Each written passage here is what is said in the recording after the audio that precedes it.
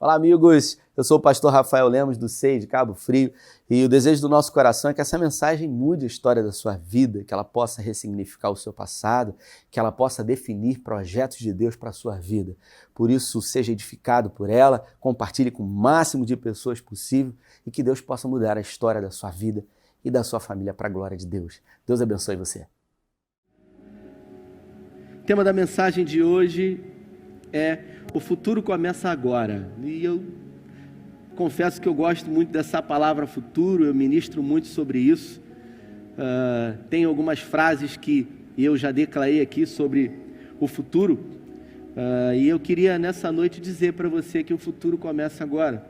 Porque aquilo que acontece amanhã está diretamente ligado àquilo que fazemos e que acontece hoje.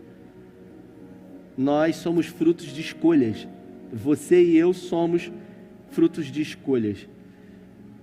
A palavra do Senhor diz: se quiserdes e me ouvirdes, comereis o melhor dessa terra, mas se fordes rebeldes, sereis devorados ao fio da espada.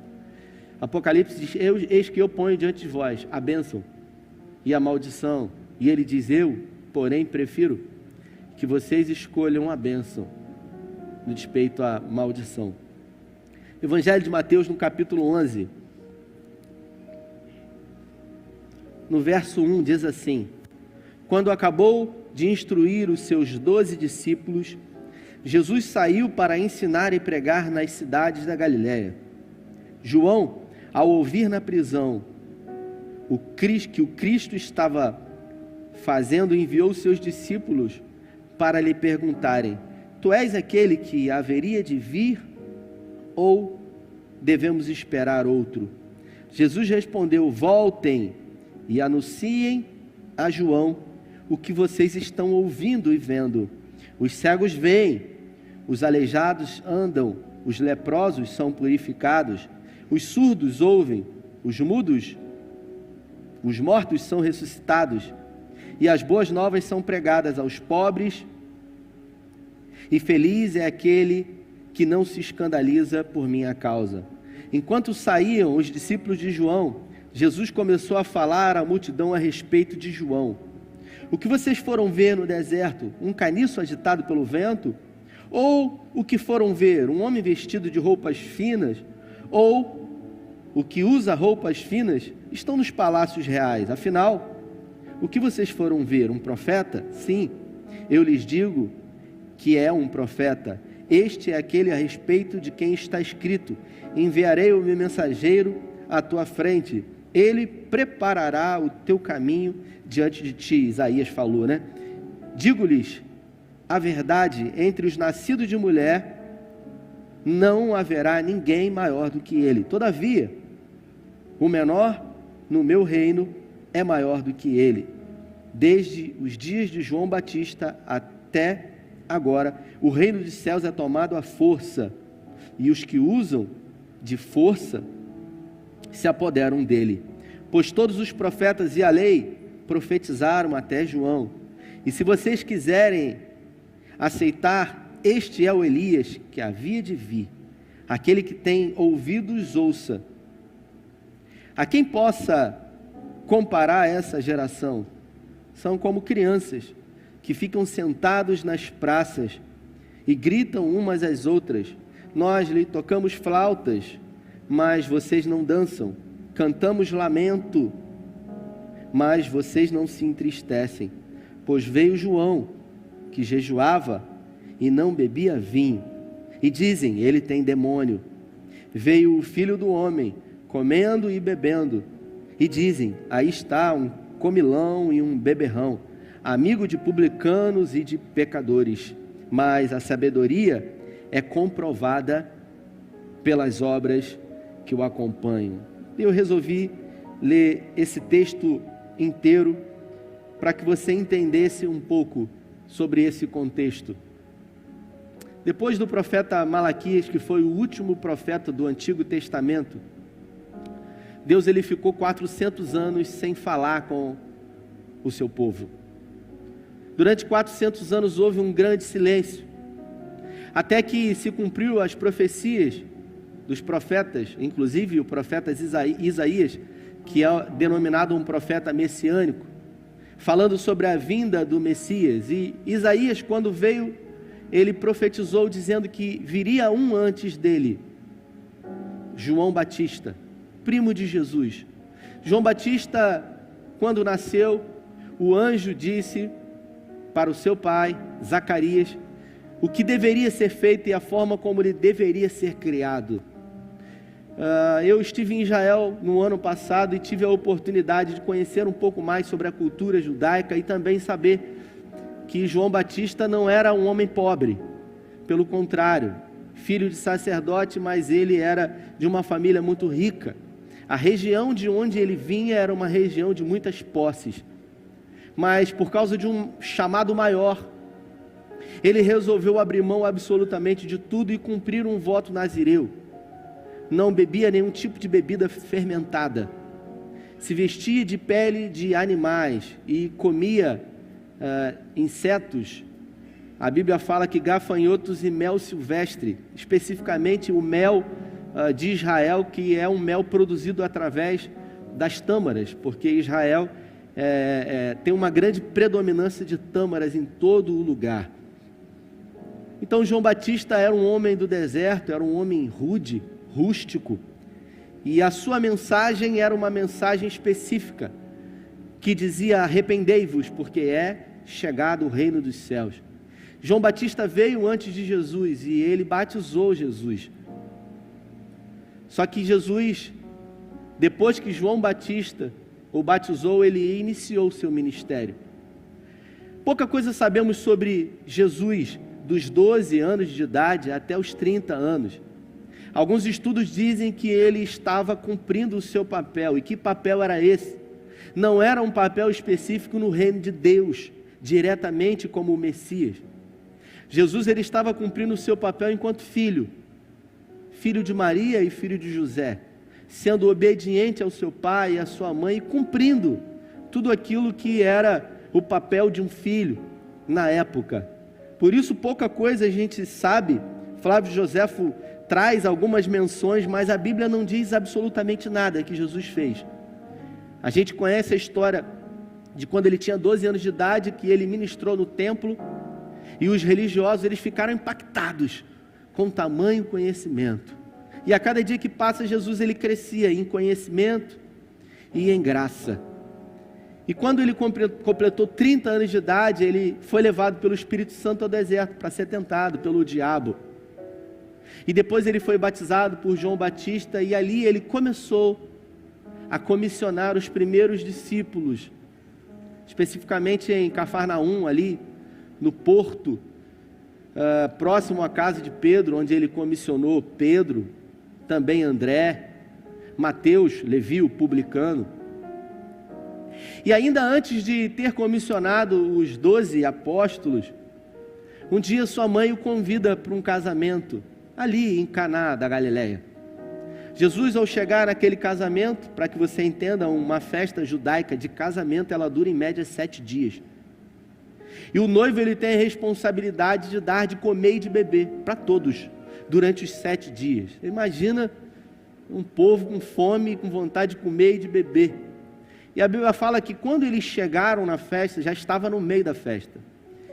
Isso subentende que provavelmente estava no 3º para o 4º dia de festa. Todos haviam comido muito e bebido muito também. E Jesus ali chegou, até que foi informada a sua mãe que o vinho havia acabado. E você imagina para o noivo, que criou expectativas de quem estaria no casamento, do que iria acontecer, no meio da festa o vinho acaba. Logo o vinho, que a Bíblia traz e faz menção de que representa a alegria. Não era simplesmente uma falta de vinho, e sim a humilhação de um homem que seria motivo de chacota por muito tempo, dizer, na festa que a gente foi no casamento de fulano, acabou a comida. Você imagina no dia do seu casamento, você permitir que a bebida ou que a comida acabe e que as pessoas saiam com fome, tenham que sair para ir numa lanchonete depois do seu casamento. Não é nada agradável. Maria então chama os serviçais da festa e vai em direção a Jesus e diz para ele para eles: olha, fazei tudo o que ele disser. Ele diz para ela: mulher, não é chegada a minha hora. Jesus ainda não queria revelar a sua divindade. E ali Jesus, ele realiza o primeiro milagre. E o primeiro milagre de Jesus é um milagre que nos traz a reflexão sobre o reino de Deus. Porque diferente do que muita gente imaginava, o reino de Deus não é um reino com poder bélico, armas, soldados, homens dispostos a destronar Roma. Pelo contrário, o reino de Deus, ele está dentro de nós. E Jesus, ele começa então quebrando os paradigmas, fazendo algo que até o dia de hoje é escândalo para aqueles que são religiosos. Jesus, ele multiplica o vinho, mas ele não multiplica o vinho de uma forma simples, não. O texto diz que os homens e mulheres daquela festa se encontravam embriagados. No linguajar de hoje, estava todo mundo bêbado. E no meio da festa, todo mundo celebrando, acaba o vinho, chegam diante de Jesus, e Jesus resolve multiplicar o vinho. Se a gente trouxer essa ideia para o dia de hoje, isso já é um pouco... Você imagina, eu como pastor vou celebrar um casamento e de repente as pessoas me chamam e dizem: olha, acabou a bebida, eu queria que o senhor fizesse uma oração para multiplicar. Você que está em casa e você que está aqui, com certeza se ouvisse uma história sobre isso, ficaria escandalizado. Mas como foi Jesus, a gente meio que... Jesus, ele pode tudo. Eu já queria desmistificar para você o que é o reino de Deus, porque para muitos, o reino de Deus é uma coisa, e eu quero dizer para você que Jesus não é o que você imagina que ele seja. Jesus, ele contraria toda a lógica humana. Jesus, quando resolveu inaugurar o céu, a primeira pessoa que entrou no paraíso foi um ladrão. Talvez se nos desse a oportunidade de escolher com quem inaugurar o paraíso, você escolheria um ladrão? Não, vamos escolher alguém mais limpinho, alguém que tenha um pecado, mas um pecado branco, né? Você entende a forma como Jesus, ele reage? O texto que eu acabei de ler diz que ele comia e bebia com publicanos, com traidores. Ele se assentava com os pecadores, com um propósito maior, de fazer com que esses pecadores se sentissem importantes para Jesus. O olhar de Jesus sempre foi um olhar acolhedor, nunca um olhar de condenação, um olhar de acusação. Jesus, ele nunca fez um falso julgamento, ou até mesmo um julgamento de ninguém. Sabe quando você ouve falar, você já deve ter ouvido isso, né? É muito comum quando as pessoas às vezes falam assim pra gente: fiquei sabendo que fulano... E a primeira coisa quando a gente começa a ouvir isso é fazer os julgamentos. Logo fulano.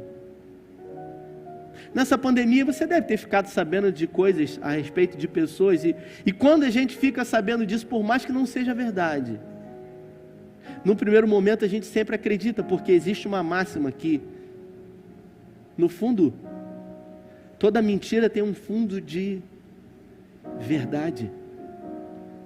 Mas Jesus, ele vem contrariando a lógica, e quando João Batista foi preso porque ele não tinha medo. Um homem rude, truculento, que trazia uma mensagem de arrependimento dura, na lata: arrependei-vos, porque é chegado o reino dos céus. A palavra mais mansa que ele dizia, Jefferson, era raça de víboras. Jesus não. O Messias, ele já veio de uma forma mansa, doce, humilde. E João Batista então é preso. A filha de Herodias dançou e pediu a cabeça de João Batista. Ele foi preso numa espécie de fortaleza acima do Mar Morto, e lá já havia sido sentenciado de ser decapitado. Só que o João Batista, ele começa a ouvir que Jesus havia ido num casamento e multiplicado a bebida de todo mundo, e já estava todo mundo bêbado. Ele começa a ouvir relatos de histórias do reino de Deus que ele começou a pregar com tanto ímpeto. E João Batista começou a duvidar, a questionar se realmente esse Jesus era o Messias. João Batista, então preso, manda que os seus discípulos vão até onde Jesus estava e perguntem para ele, nesse texto que eu acabei de ler: vai vir algum Messias ou és tu mesmo que virá? Você observa Jesus começando o seu ministério e de repente ele é surpreendido, vamos dizer assim, por uma pergunta de João Batista, aquele que veio antes dele. Você é enviado uma missão, e de repente, a pessoa que vai antes de você, facilitando a sua missão, ela duvida de você, ela questiona você, e Jesus aqui tinha todos os motivos para ficar muito chateado com João Batista. E mais uma vez Jesus resolve revelar o reino de Deus. Ao invés de mandar os discípulos de João Batista embora, e um recado mal criado para João Batista: você não sabe de nada, João Batista, eu é que vou mostrar o que é o reino de Deus. Jesus simplesmente diz para os discípulos de João Batista: olha, digam para ele aquilo que vocês estão vendo aqui. Semana passada eu disse que nós somos especialistas em querermos as respostas. E a verdade é que nós buscamos respostas para tudo. João Batista queria uma resposta. Mas Jesus, ele nunca dá a resposta que a gente quer, mas ele não nos deixa sem resposta. Ele disse: digam para João Batista aquilo que vocês estão vendo. E o que vocês estão vendo? Vocês estão vendo os cegos verem, os surdos ouvirem, os aleijados andarem, os mortos ressuscitarem. Digam para ele isso. E aí, depois que os discípulos de João Batista vão embora, Jesus, ele se dirige para a multidão, e ele fala para a multidão: a que pode se assemelhar o reino de Deus? Jesus agora ele faz uma analogia, uma comparação. Ele resolve comparar o reino de Deus através de uma parábola, numa das 60 parábolas da Bíblia. Ele resolve contar uma história. A parábola é uma história, para que aqueles que se achavam muito entendidos não conseguissem entender, e aqueles que se achavam menos entendidos pudessem compreender. E aí Jesus ele fala: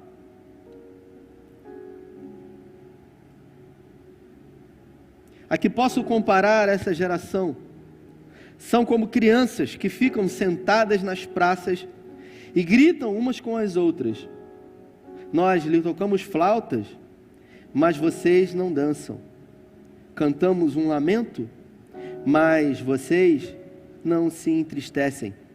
Pois veio João Batista, que jejua, não bebe vinho, mas vocês o recusaram. E vim eu, que bebo vinho, que não jejuo tanto, que inclusive me assento com pecadores e com publicanos, e vocês me rejeitaram. Aí ele diz assim: aí está o comilão e o beberrão, amigo de publicanos e pecadores, mas a sabedoria é comprovada pelas obras que as acompanham. Repita: a sabedoria é comprovada pelas obras. Eu já preguei uma vez sobre esse texto aqui, numa outra versão, e eu conheço bem essa parábola. Essa parábola não é uma parábola muito conhecida, poucas pessoas conhecem essa parábola aqui de Jesus. Quando Jesus fala sobre essa parábola aqui, ele está falando sobre brincadeiras de criança nas praças.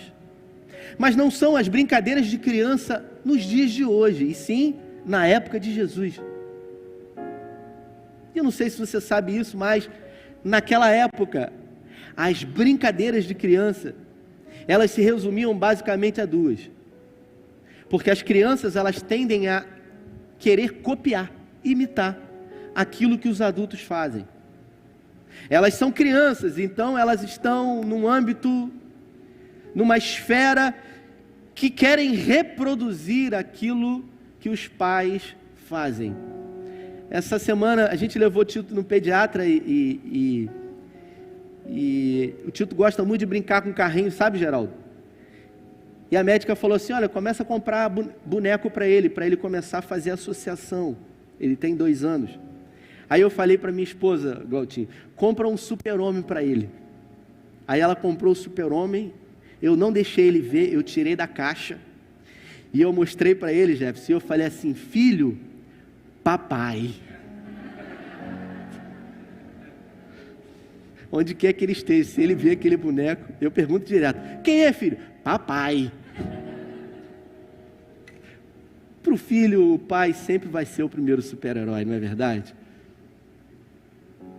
Mas a verdade é que, assim como na brincadeira que eu fiz com o Tito, as crianças na época de Jesus, elas costumavam copiar aquilo que os adultos faziam, e o que os adultos faziam basicamente era se reunirem em festas de casamento, e por isso o texto diz, nós tocamos flauta, mas vocês não dançam, nós choramos um lamento, ou seja, eles brincavam de festas de casamento, e também de uma cerimônia funeral.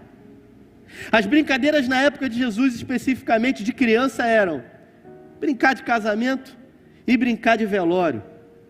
Não sei se na sua época era assim, mas na minha época, Jean, quando eu era pequeno, a gente se reunia na rua, brincava muito na rua, e aí um grupo se reunia, Dani, e falava assim, vamos brincar de quê? Aí um falava uma coisa, outro falava outra, outro falava outra, e a maioria decidia, e quando a maioria decidia, a gente brincava o que era de consentimento de todos, e ali a gente brincava e se divertia, mas aqui Jesus não diz que eles se divertiam, pelo contrário, Jesus está dizendo que eles não sabem o que eles querem, porque veio João Batista, sério, não brincava, não sorria, não dava confiança para ninguém, ele só dava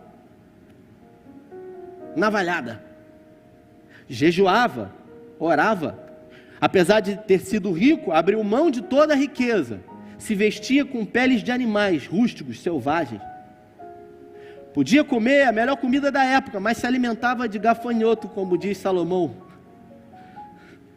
e mel de tâmaras. Vocês o rejeitaram, e aí vim eu, Jesus diz, que jejuo, mas também não como ele, mas bebo vinho, me assento com pecadores e com publicanos, e ainda assim também vocês me rejeitam. Jesus aqui, ele quer dizer, vocês não sabem o que vocês querem. Quando eu li isso aqui hoje, eu pensei assim, tem muita gente hoje que não sabe o que quer, porque tinha muita gente que dizia que estava doido para vir para a igreja, quando abrisse. Tinha gente que falou assim para mim, eu estou doido para a academia abrir. Já abriu? Sabe se abriu? E tem gente que não foi. Sabe quando você diz que está doido para ir para a praia, mas você que mora em Cabo Frio, se for como eu, você passa o ano inteiro e não vai para a praia. Você até diz que quer, mas quando...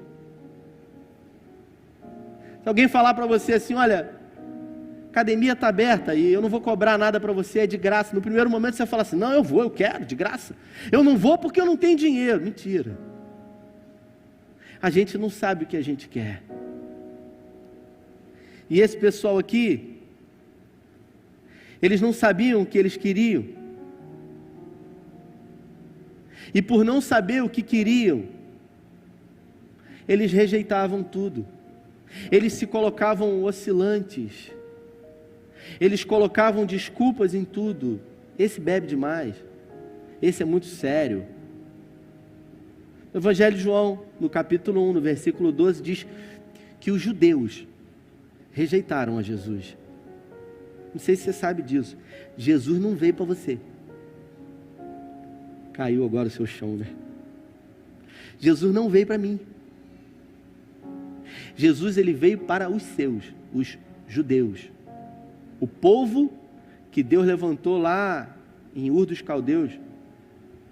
Na verdade, não foi nem em Ur, foi em Padã Arã, quando Abrão já tinha saído e parou ali, e Deus falou para ele: olha, eu vou fazer de você uma grande nação, o meu povo. Aí ele veio para aquele povo lá. Nós somos gentios. Como que nós fomos alcançados? Nós fomos alcançados através da rejeição. Evangelho de João, capítulo 1, versículo 12. Ele veio para os seus, mas os seus não receberam. Mas a todos quanto receberam, foi dado a esses o direito de serem chamados filhos de Deus. Nessa hora você diz glória a Deus por isso. Nós somos filhos de Deus. Nós fomos alcançados por uma extensão do amor de Deus. Nós fomos adotados. Nós fomos enxertados na videira. E por isso, por sermos enxertados, o nosso processo de maturidade, ele foi avançado. E foi nos dada a oportunidade de dar frutos nele. João capítulo 15.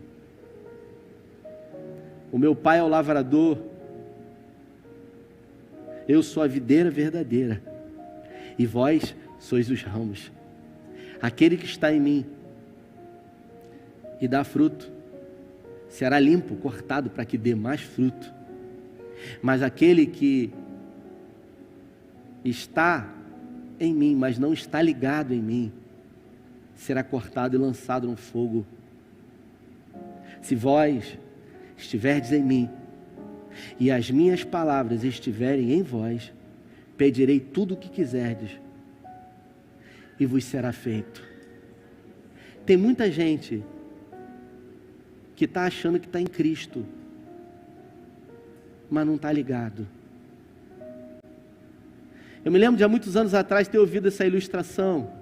É igual gente que é como um ventilador. O ventilador, Milton, ele roda, né? Ele gira quando ele está ligado.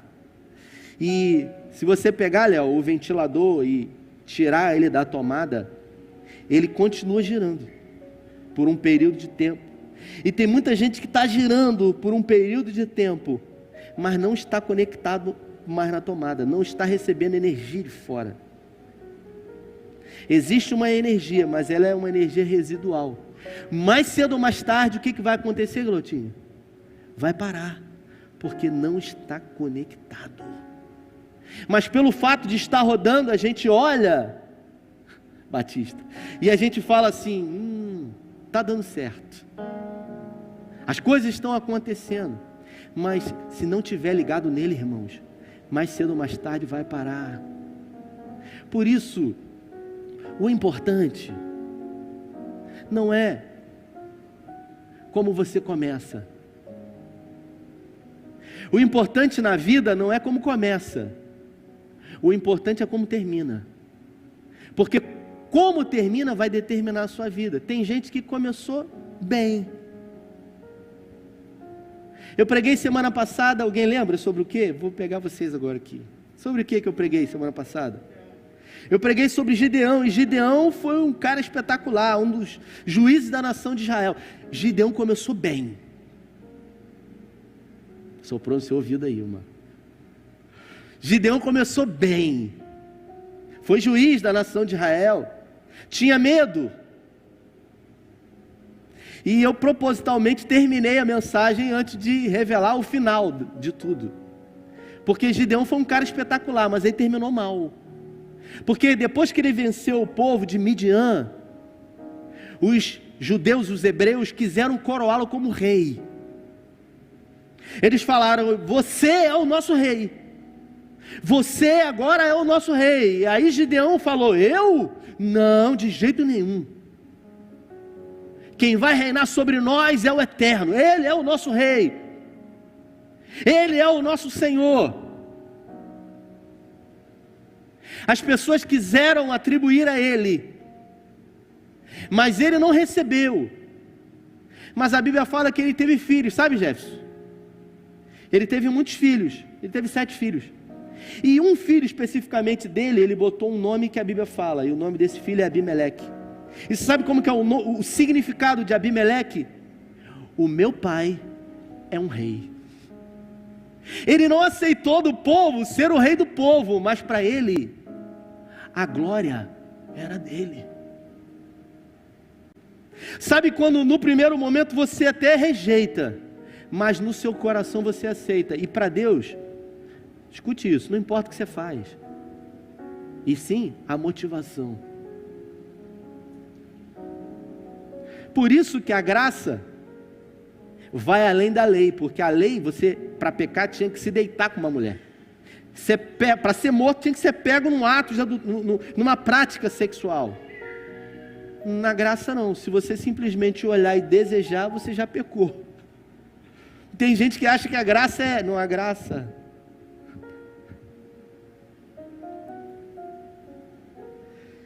Eu trouxe alguns nomes aqui. Saul, por exemplo, que começou muito bem, era pastor das jumentas do seu pai, começou bem, foi escolhido para ser o rei da nação de Israel.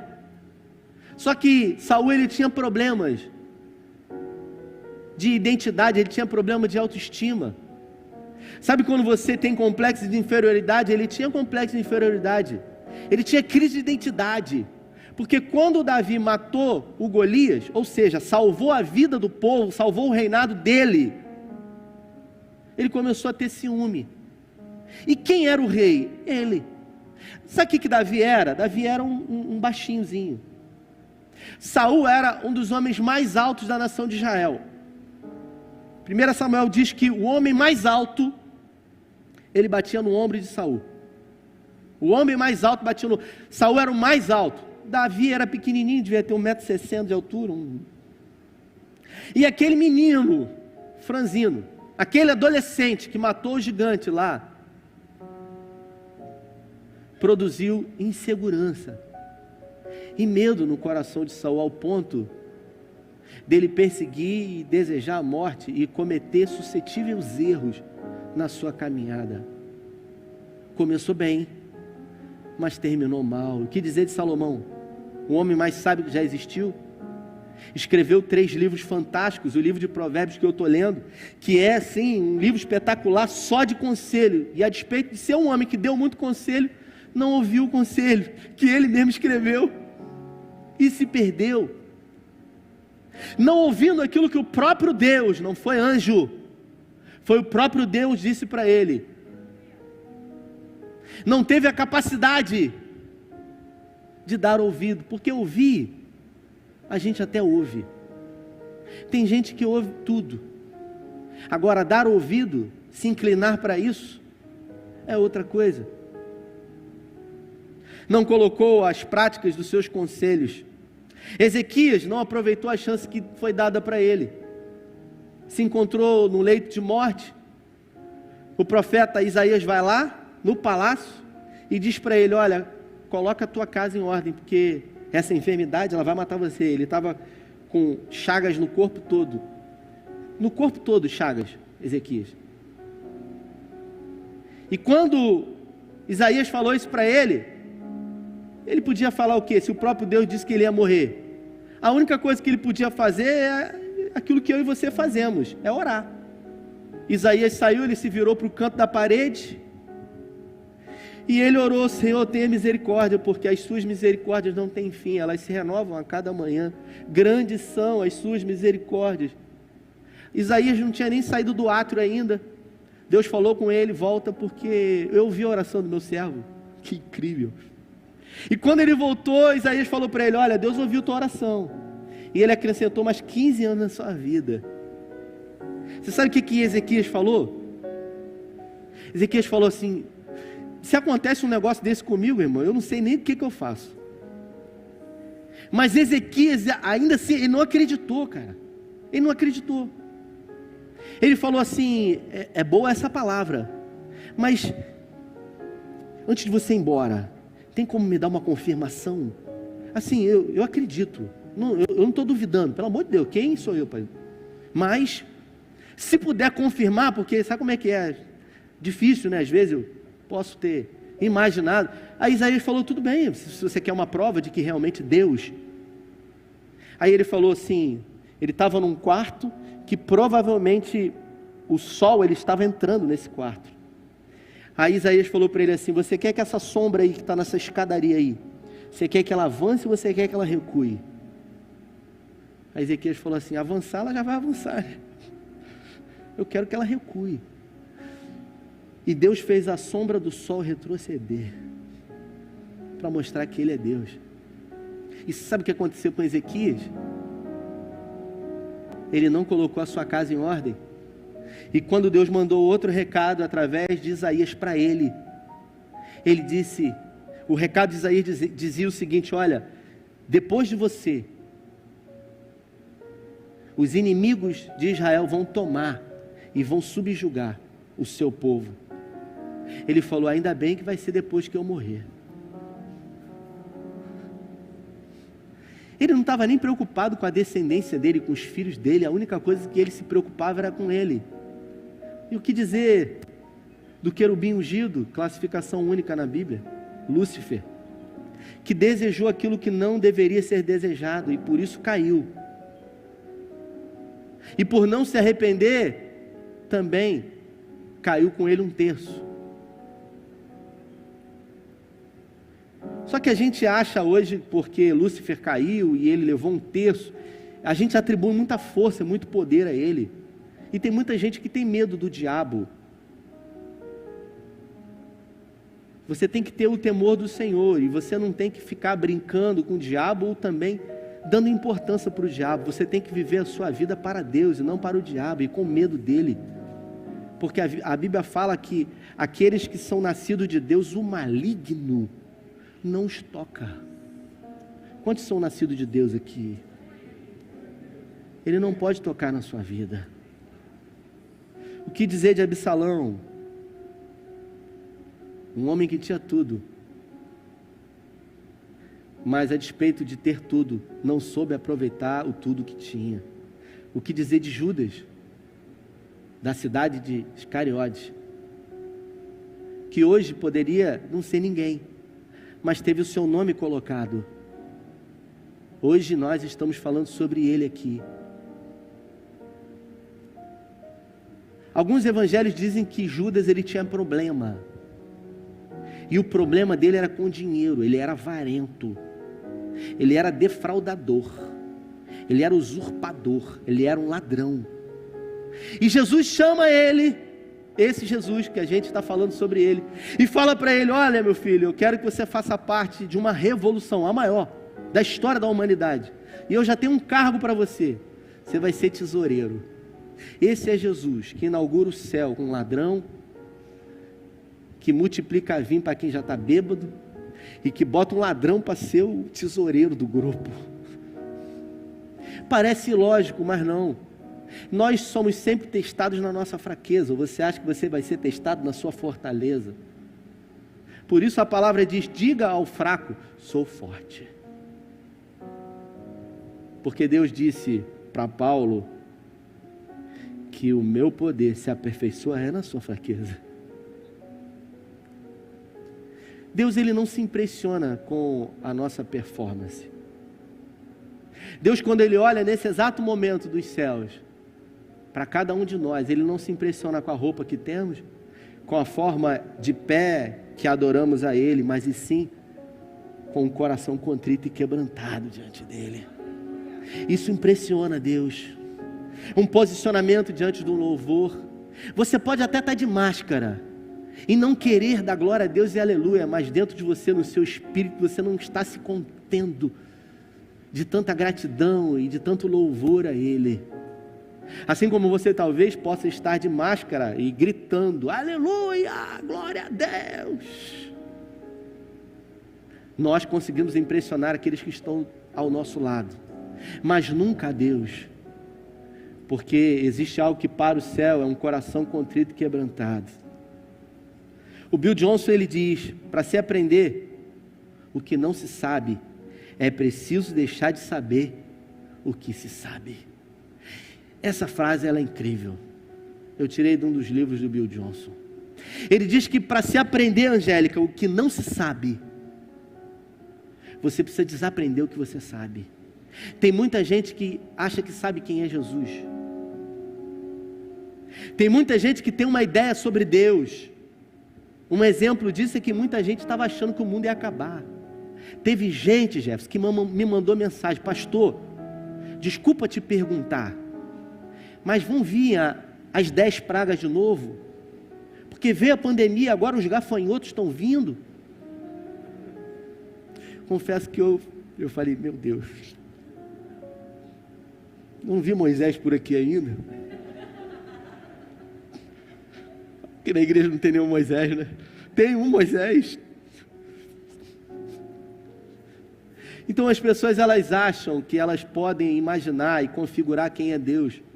Você jamais saberá quem é Deus. Uma das prerrogativas para ser Deus não pode ser compreendido por você e por ninguém. Deus jamais será compreendido. Quem compreendeu a mente do Senhor? Paulo, Romanos no capítulo 11. Quem foi o seu conselheiro? Quem primeiro deu a ele para que ele fosse restituído?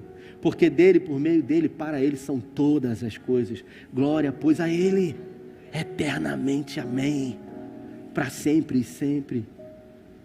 Foi Isaías que disse isso, e Paulo, ele deu uma melhorada. Por isso, irmãos, nessa noite, sem delongas, talvez não com uma mensagem de reforço positivo hoje aqui, gritando e dizendo aleluia, mas uma mensagem reflexiva, que vai fazer com que hoje você tenha a oportunidade de reprogramar as suas crenças, reavaliar as suas convicções, de quem você é, de quem é Deus, e do que Ele está disposto a fazer por amor a você.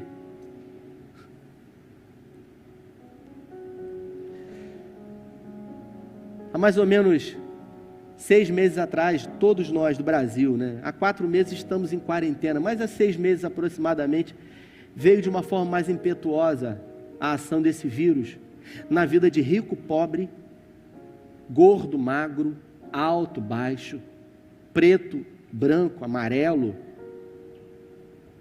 famoso,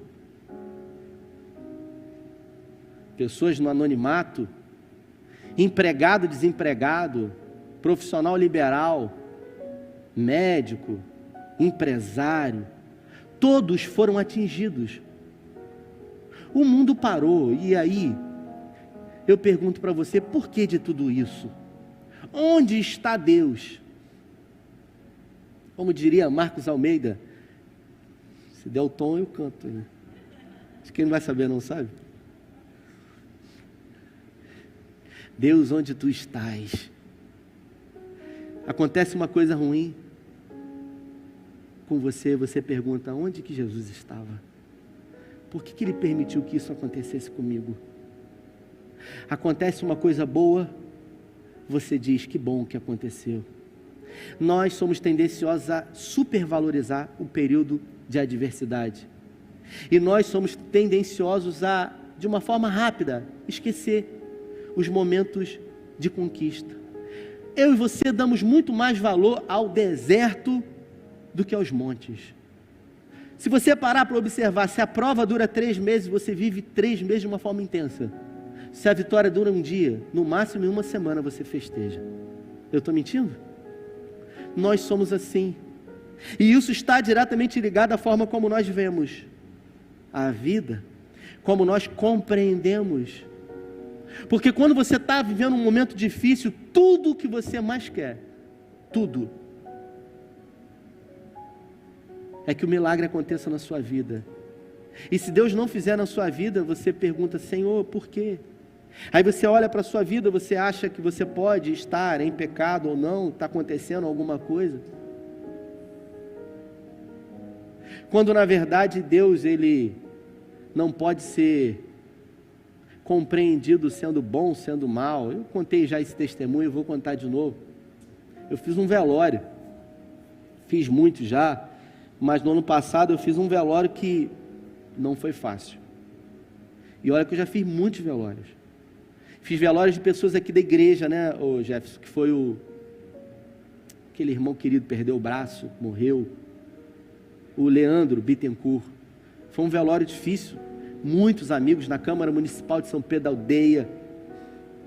Eu fiz o velório de uma jovem de 36 anos de idade. E eu fiquei sabendo pelo telefone que eu ia fazer esse velório.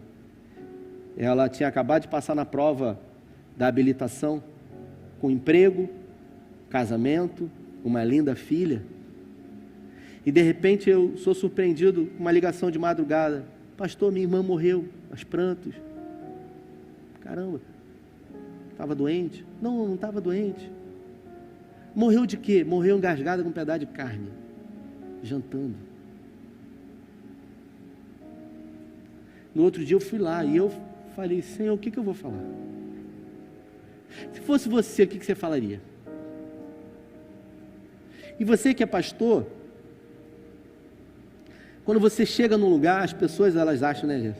Você tem resposta para tudo. Ele vai ter uma resposta para isso. E eu me lembro perfeitamente desse velório. Eu parei o carro no estacionamento do cemitério e eu falei, Senhor, me dá uma palavra, porque eu não sei o que eu vou falar. Eu não sei o que eu vou falar. Eu não sei. E ali, eu falei, eu vou lá. Quando eu cheguei, irmãos, as pessoas me viram de longe e eu ouvi, o pastor chegou. O pastor chegou. O pastor chegou. Como quem diz, a resposta está chegando aí, ó. Sabe o peso? O que estava ruim piorou, né? Eu falei, rapaz. E aí você estufa o peito, só Deus sabe. Se pudesse botar um capacete na minha cabeça, Jefferson, e botar hoje aqui nesse telão, como é que foi para mim ali, o que eu pensei, o que eu vou falar, rapaz, que doideira, meu Deus do céu e tal. E aí? A irmã que tentou socorrer, e não conseguiu, ela estava jantando com a irmã e a filha. E aí você imagina a pessoa engasgada, querendo respirar e não respira, ficando vermelha, roxa. E ela não conseguiu, a irmã morreu ali nos braços dela. Ela estava em cima do caixão, sim. E aí precisava enterrar, eu me posicionei. E ela gritava, ela não parava de gritar. Ela gritava desesperadamente, não, a culpa é minha. A culpa é minha, gritando, chorando, um clima terrível. Eu falei, Senhor, me dá graça aqui para eu falar alguma coisa. O que eu vou dizer? E eu ali, de frente do caixão, eu confesso que me encostei assim no caixão. E ela não parava, irmãos. Quando eu comecei, eu falei, difícil estar aqui. Ela gritando, sabe? Ela assim, alienada, como se eu não estivesse ali. As outras pessoas, todo mundo entraram na capela e eu falei assim, muito difícil estar aqui hoje e tal. E aí ela não parava, aí eu fui e falei assim, eu acho que Deus realmente não é bom. Quando eu disse isso, ela parou. Eu falei, Deus não é bom, porque se Ele fosse bom, Ele não ia permitir que isso acontecesse. Quando eu disse isso, todas as pessoas que estavam ali começaram a olhar para mim e fazer com a cabeça assim, ó, é verdade. É verdade. Você entende como nós somos voláteis? Como nós não sabemos aquilo que queremos. É muito fácil, através de uma palavra, convencer você daquilo que é errado, daquilo que não é o certo. E eu falei, será que realmente ele é bom? Porque se ele fosse bom, não ia acontecer, não ia deixar uma jovem com uma vida inteira pela frente. A menina, na hora, ela parou, começou a enxugar, porque ela estava curiosa, porque ela estava revoltada, inclusive com Deus. E tem muita gente que se revolta com Deus. Não fala isso, vai falar, acha que vai até para o inferno. Não pode falar, mas pensa, mas sente. E para Deus não importa o que fala, é o que sente. Por isso, é muito importante que a gente reprograme as nossas crenças, os nossos valores espirituais, a nossa visão sobre o reino de Deus, sobre a graça, sobre o favor. E eu disse, talvez você esteja curioso para saber o final desse velório, você que está ouvindo pela primeira vez. Eu ia terminar a mensagem, a Angélica pode subir, mas eu vou falar. E eu disse, mas nesse exato momento, tem gente que está vivendo coisas boas aqui, recebeu alta do hospital, e está dizendo, Deus é bom, estou saindo. Depois de 20 dias internado, estou saindo. Tem gente nesse dia, que o filho nasceu, e disse, Deus é bom, meu filho nasceu. Eu disse, será Deus bom quando acontece coisa boa, Deus mal quando acontece coisa ruim? Deus não é bom e Deus não é mal, Deus é, irmãos. Deus é. Nós é que criamos um reducionismo e achamos que a vida ela se resume ao tempo, ao momento que nós estamos vivendo. Nesse momento tem gente que está dizendo, pastor, eu não aguento mais. E nesse mesmo momento tem gente que está dizendo, pastor, eu estou com medo porque eu estou vivendo uma fase tão boa, porque... Sabe quando a gente fala assim, vai acontecer uma coisa ruim? Não é possível. É muita bênção. Deus trouxe você aqui nessa noite para que você tenha a oportunidade de reprogramar suas crenças, os seus valores espirituais, para que você entenda que nada pode separar você do amor de Deus que está em Cristo, nem a morte, nem a morte. Escute isso, a morte não pode separar você. Que dirá um coronavírus? O coronavírus para mim, ele serviu para mostrar para todos que só Deus pode salvar. Porque rico, pobre, gordo, magro, alto, baixo, preto, branco, importante, anônimo, todos se curvaram aí dizendo, meu Deus, o que vai acontecer? Todos nesse momento disseram, meu Deus. Igual o irmão que está aqui, que o carro dele bateu o motor e ele estava tentando resolver do jeito dele. E quando o mecânico falou para ele, bateu o motor, ele botou as duas mãos na cabeça e falou, meu Deus. Aí Deus falou, agora que você está me chamando, deixa que eu resolvo. Está tudo resolvido. Queria que você se colocasse de pé. E eu queria que você refletisse sobre a sua vida. Afinal, para nós, do SEI de Cabo Frio, nós estamos vivendo os melhores dias. E eu digo de todo o meu coração, nós estamos vivendo os melhores dias. 2020 não acabou e ele já é, sem sombra de dúvida, o melhor ano que nós já vivemos até aqui. E ele não é o melhor ano porque nós ganhamos coisas, mas e sim porque a nós foi dada a oportunidade de fazer uma nova avaliação sobre a vida e sobre aquilo que realmente importa. Sobre aquilo que realmente é importante. Porque eu não sei se você sabe, um médico falou um dia numa entrevista, né? Ele veio aqui e ele falou o seguinte, sabe o que você está numa UTI? O médico Rafael, ele falou isso. Você está numa UTI e aí você vai entubar a pessoa, por causa do Covid. Você vai entubar a pessoa, aí a pessoa fala para você assim, a pessoa não sabe se ela vai voltar. Ela fala assim, eu posso ligar para minha mulher, para meu filho? Aí ele pega o celular, liga e a pessoa fala. Ele entuba a pessoa e alguns dias depois a pessoa morre. Mas nem essa morte pode separar essa pessoa do amor de Deus que está em Cristo Jesus. Agora, o mais importante, para a gente adorar ao Senhor de todo o nosso coração, com todo o nosso ser. Escute, você já deve ter ouvido essa frase minha, mas se você entender isso hoje, tudo vai ser novo na sua vida. Nós só temos uma vida, você só tem uma vida. E o que você está fazendo com essa vida? Com que você está gastando a sua vida? Aqui pode se comparar essa geração como crianças que brincam nas praças, que não sabem o que querem, porque se a gente brinca de velório, elas não choram. Se a gente brinca de casamento, elas não festejam. Quando eu preguei essa mensagem, o tema da mensagem foi café com leite. Lembra disso? Quem lembra disso? Ninguém lembra? Eu preguei essa mensagem café com leite, porque quando a gente era pequeno, a gente brincava, não sei se você, Jeremias, quando brincava, segura aí só um pouquinho, quando a gente brincava na praça, o pessoal falava assim, vamos brincar, aí os maiores formavam um grupo, pode continuar aí, aí falava assim, vamos brincar de quê? A gente está aqui, vamos brincar de quê? Brincar de quê? Ah, vamos brincar de pique-pega. Aí tinha as crianças, sua filha tem quantos anos? 4 anos. Nós somos maiores, somos adolescentes. Aí as crianças de 4 querem brincar, é sempre assim, né? Eles querem atrapalhar. Aí os pais, os maiores falam assim, não, tem que deixar aí. Aí o pessoal que está brincando fala assim, olha, eles vão ser café com leite. O que é café com leite? Não vale. Não vale. O café com leite fica correndo de um lado para o outro, não sabe o que está fazendo. Se as crianças brincando correm para lá, ela corre. Se corre para cá, ela corre. Se para, mas não está valendo.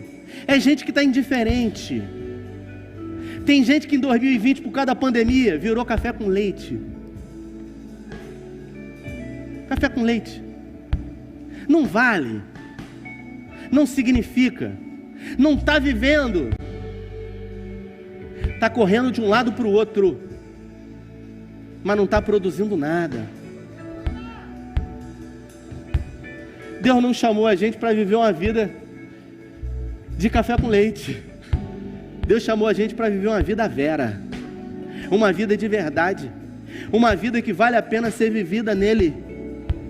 Porque, eu não sei se você sabe, e se não sabe eu vou te lembrar, Ele morreu a sua morte, para que você tenha a oportunidade de viver. E tem gente que está gastando a vida, queimando a vida, e não se dando conta de que a vida é curta. E quando a gente menos espera, os dias se passaram e a gente fala, caramba, o que eu fiz da minha vida? Tem gente que reclama da situação financeira, da situação física. E Salomão, os conselhos que ele deu, mas que ele não ouviu para ele diz, de que se queixa um homem, senão dos seus próprios pecados cometidos contra si mesmo. Nós vamos adorar ao Senhor. Eu queria que você entendesse que para Deus o que importa é a motivação, o que está por trás dessa máscara aí, ó. É o que está por trás. Agora, não permita que nada atrapalhe a sua adoração ao seu Deus. E eu vou orar no final para que Deus ele possa reprogramar as suas crenças e que você saia daqui com a certeza de que não existe nada que possa impedir os sonhos que você tem de serem realizados. Porque se quando nascemos fomos criatura, perdão, quando nascemos criaturas e não filhos de Deus, porque nem todo mundo é filho de Deus. Nem todo mundo é filho de Deus. Só é filho de Deus quem recebe Jesus como Salvador. João capítulo 1, versículo 12. Todos que o receberam, foi dado a esses o direito de serem chamados filhos de Deus. Quantos são os filhos de Deus que estão aqui nessa noite? Quantos? Então você é filho, diga eu sou filho. Diga para você mesmo, mas com convicção, diga eu sou filho. Se você é filho, adore o seu Pai em espírito e em verdade, porque Ele procura aqueles que assim o adoram. Vamos adorar a Ele. Porque dele, por Ele, para Ele são todas as coisas. Porque dele, por Ele, para Ele são todas as coisas.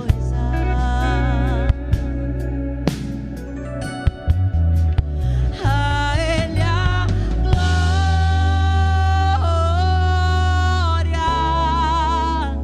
a Ele a glória,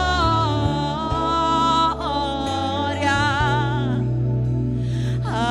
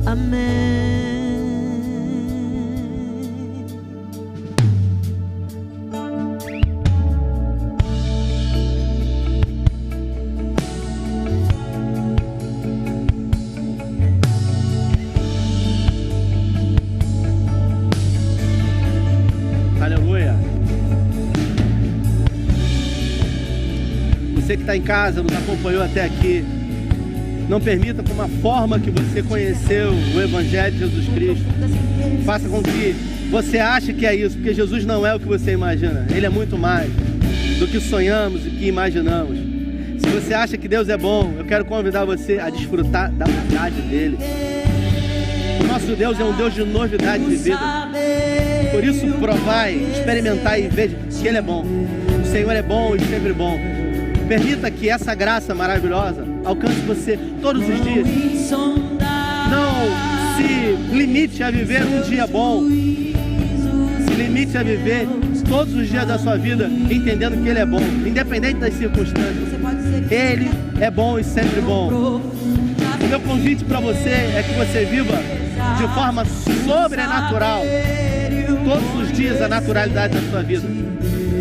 Não admita viver uma vida mediana, podendo viver uma vida abundante dele.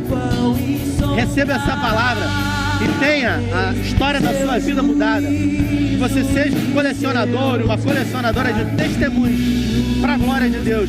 Que Deus abençoe você, que Ele guarde você como Ele tem guardado na concha das suas mãos. Que Ele guarde sua entrada, a sua saída, que Ele preserve os seus filhos e tudo aquilo que você ensinar para eles.